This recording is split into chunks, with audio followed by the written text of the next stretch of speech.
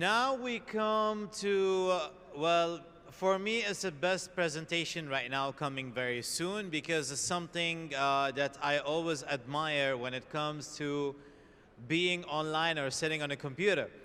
Other than checking out the trading, other than checking the cryptos, other than checking what's happening around the world, when we take a break, and sometimes it's a mistake when we take a break and we go on online gaming.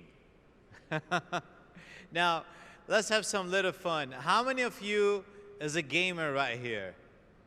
There you go. Yeah. So let me ask you a question. When you're like working and then you want to take a break and then you go online gaming, how many hours do you really? Wee? 2 hours? Wow. I think somebody raised an hour? Wallah, mashallah, bravo. 5, if not on break? Oh my God, wow, okay. Well, you beat me. I'm like in between. I'm like in 3 hours. But yeah.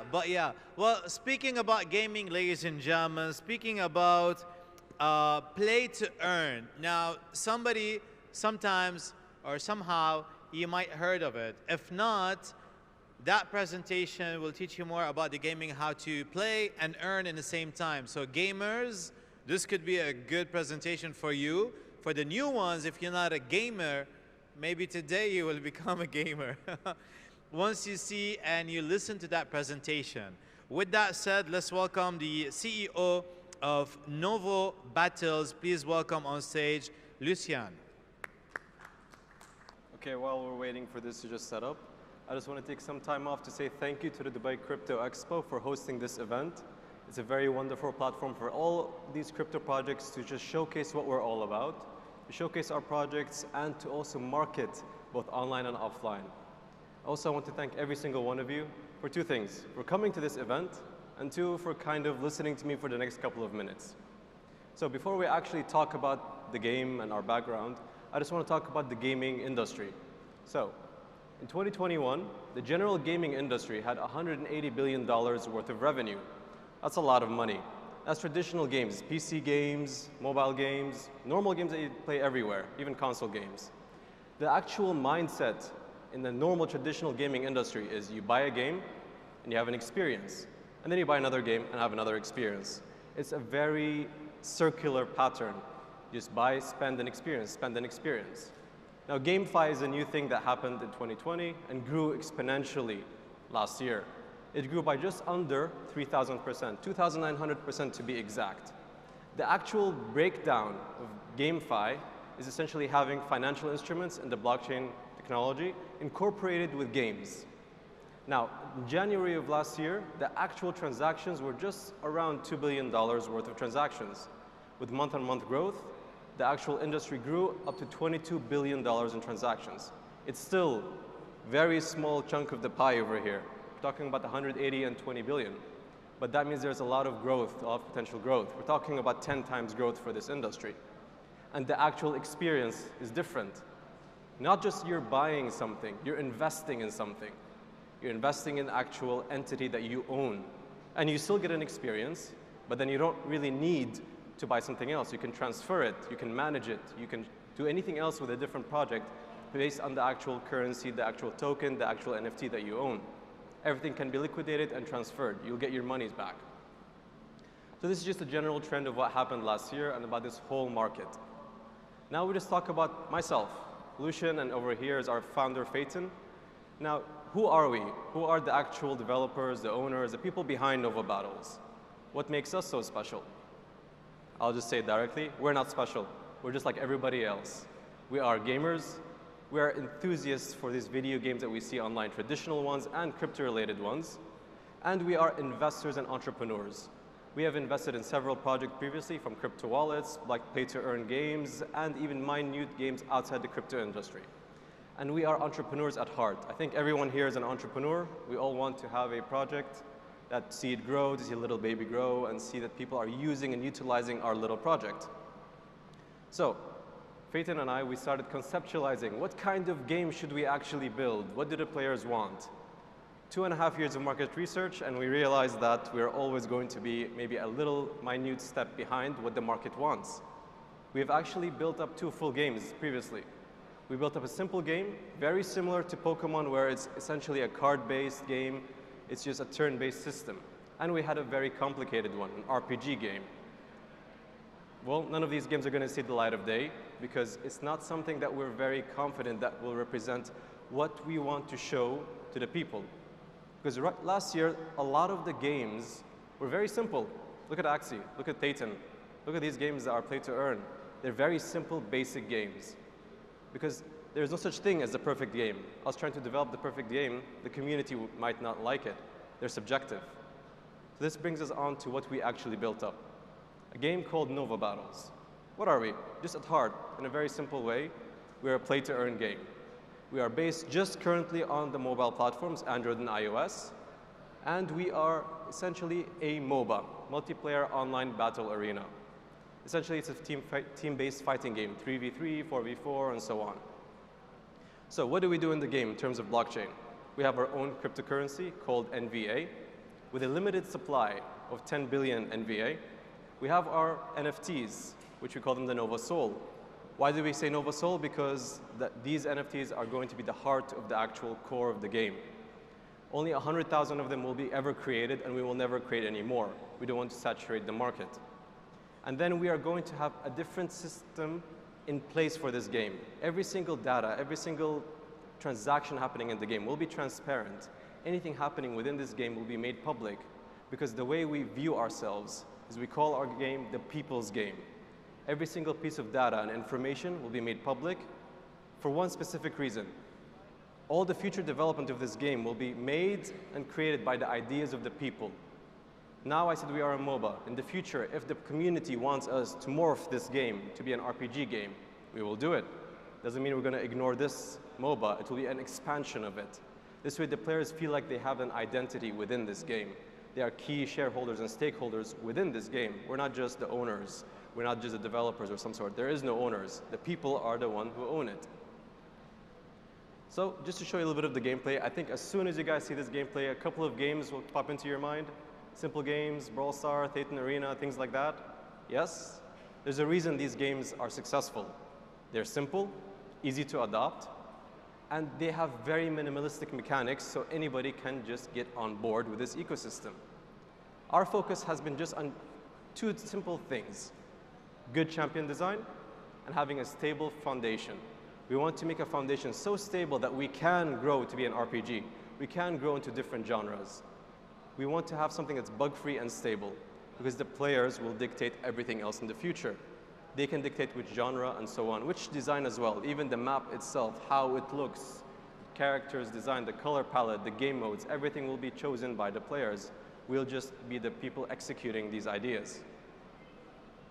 So, in terms of the economy, now all the blockchain play-to-earn games, they have currently adopted a different kind of economy than ours.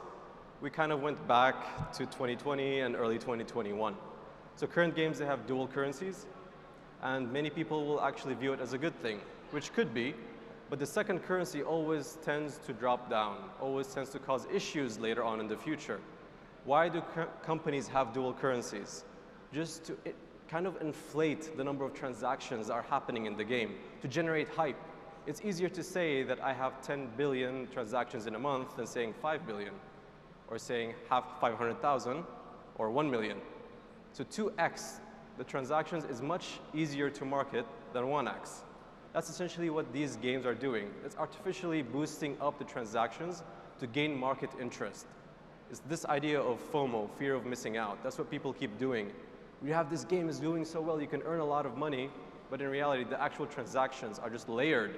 To actually do one transaction, it leads to an actual 2 or 3 sub-transactions, which are kind of useless.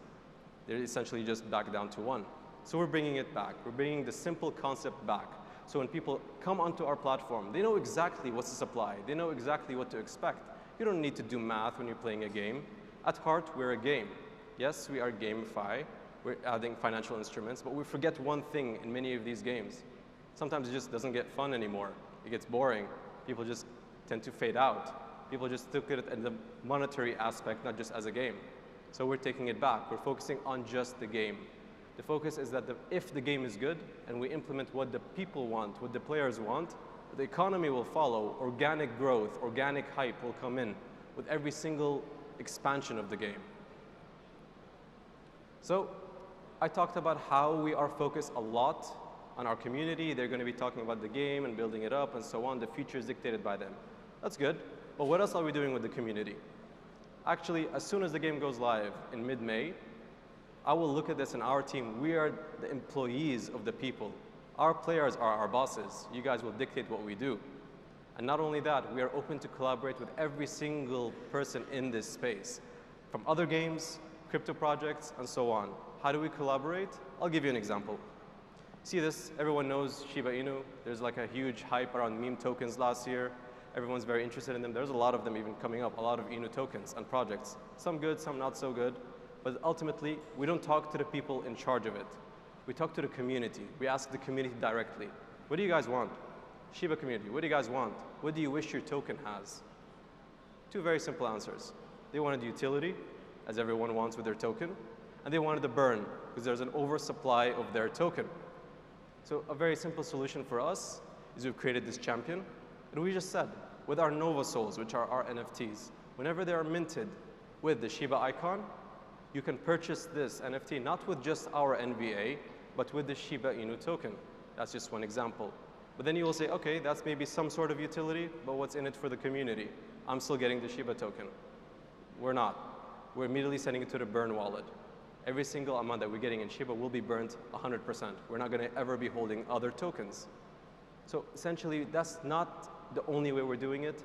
We're also planning to be like investors for different projects. New projects are coming up. They want to have some hype. They want to gain some market traction. We're open to creating a champion for you, creating cross collaboration. Within the map itself, we can put your logo in it and advertise for you to have another source of income, another source of marketing for you. So, our platform. What do we want to do with our platform and what have we done? I think every single token here, every single project has had their token audited. So, we have as well, of course. And we are planning to be listed on several exchanges. We're currently in talks with Bitmart, in MetaX, and also Binance. It's very difficult, it's a long-term goal, but we're trying to do so. That's why we have trying to finish our little deal with GSR. They are kind of a tier 1 market maker. They are known with every single exchange, and we're planning to cooperate with them so they can help us get listed as soon as possible. But if you guys don't want to wait, we already have partnered with a wallet in UAE. I think a couple of weeks ago there was an expo for Mask EX. They already are ready to list our product, our token, and they have provided the liquidity to them. So as soon as our token is public and our ICO is done, you guys can get our token right now on Mask EX. So what about our actual gaming platform? What is our actual goal? What do we want with this game?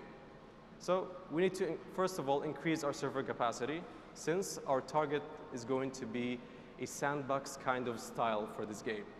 A sandbox is not just the players creating it. It's hard work for you to code the game, create a game, make different graphics. But what we're going to do is whatever you guys want needs to be hosted on a set server for us to implement for you. So we need the extra servers. And now I said we are only on mobile, but we are planning to release the game on a web-based application and also have a PC app. And later on, if the technology permits it, we can also go on consoles, since that's 20% of the market of the whole gaming industry. So, the idea for us in a play-to-earn game with a limited supply, 10 billion tokens, eventually we're going to run out of tokens. We're going to have some treasury of some tokens, but it's not going to be a very enticing earning rate. People will be earning pennies, not dollars, not hundreds or thousands. They're going to be earning pennies. That's not good. So we need to find a way to fix the token economy. Part of why we want the sandbox feel as well is that the game will be fully controlled by the people, yes, but any partnership with other companies, online or offline, will generate a source of revenue for us. As a map design itself, how it looks, we can have logos embedded into the map design for certain brands, just like how the sandbox game is. That's what we can do for our game. But the key difference is that all the sources of revenue that are coming from these ads, they're not coming to us, because again, we're not the owners. It's going directly back to the treasury. So with every single partnership, after all the tokens have been made public, all 100% has been unlocked, The treasury will always have an influx of revenue of tokens with every single partnership that we have. So, timeline. Where are we now? What are we planning to? What you guys can anticipate? So our ICO, we're currently whitelisting as many people as possible for our ICO, but the main goal for us with this whitelist is also to register people for our public beta test. So the ICO and the token launch will be in March. The token will be fully made public in March 25. But when can you try the game? When can you see the game? When can you feel the game? The middle of April. Our target is around the 14th to 15th of April. Every person that has registered can check out our game, try it out, and let us know how much you hate it or love it. And then the actual launch of the game is in mid-May. That's when you guys can experience the full force of what Nova Battles is, and you guys can tell us what you want us to implement. Then there's a very long timeline. What are we doing? How do we implement the people's game? We have a DAO system with how many tokens are being released to the public. Over 36 months, the full 10 billion tokens will be unlocked to the public. Okay? 36 months.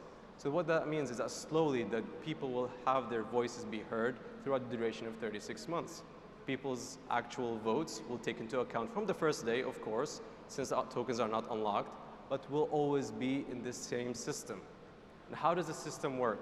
If someone can hold all the tokens, 1 billion tokens, does that count for 1 billion votes? That's not how it works. For a DAO system to work, there has to be limitations. Our limitation is that one wallet should have our token that's equal to one vote. It doesn't matter if I hold a billion tokens and he holds one token. We have equal voting rights to what we want to implement in this game. So the people that are whales, they can enjoy it in an equal way that the people that are not whales in our platform. So, just to wrap things up a little bit, I just want to thank every single one of you for taking your time to talk about this game with us. You can see this QR code, you can scan it to join our ICO, our whitelist, and our public beta registration. And I'm pretty sure a lot of you have some questions. Yesterday I've had very interesting questions come to me at the booth. And I'm pretty sure that you guys have even more interesting questions. Please do come by to booth 11 and visit us so we can try to elaborate in more detail and explain our full white paper to you. Thank you.